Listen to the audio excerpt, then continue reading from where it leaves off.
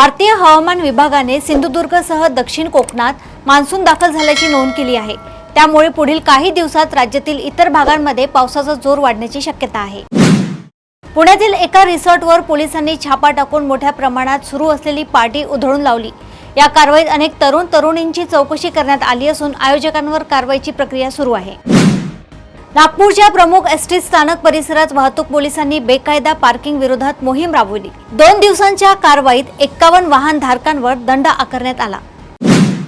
नाला सोपाऱ्यात बेपत्ता असलेल्या व्यक्तीच्या हत्येप्रकरणी पोलिसांनी तपासाला गती देत 5 आरोपींना अटक केली।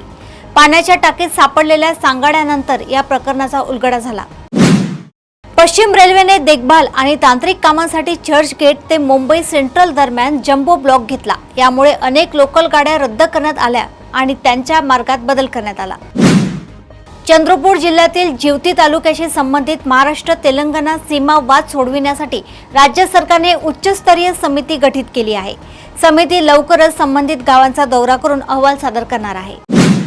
नागपूरसह विदर्भातील अनेक जिल्ह्यांमध्ये पुढील 4 दिवस पाऊस आणि विजांच्या कडकडाटाची शक्यता हवामान विभागाने वर्तवली आहे। प्रशासनाने नागरिकांना आवश्यक ती खबरदारी घेण्याचे आवाहन केले आहे। मुंबई पुणेसह राज्यातील अनेक शहरांमध्ये सलून सेवांचे नवे दर लागू करण्यात आले आहे। वाढत्या खर्चामुळे व्यावसायिक संघटनांनी सुमारे 20% दरवाढ जाहीर केली आहे।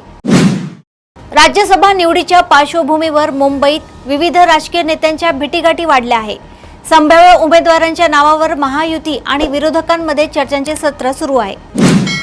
चंद्रपूर जिल्ह्यातील ब्रह्मपुरी येथे राज्यातील सर्वाधिक 42 अंशांहून अधिक तापमानाची नोंद झाली आहे।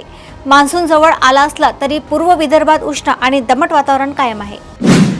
प्रदेशातील अशाच टॉप 10 घडामोडी मी अपर्णा आपल्यापर्यंत घेऊन येतच राहणार। तोपर्यंत बघत रहा देशोन्नती। नमस्कार।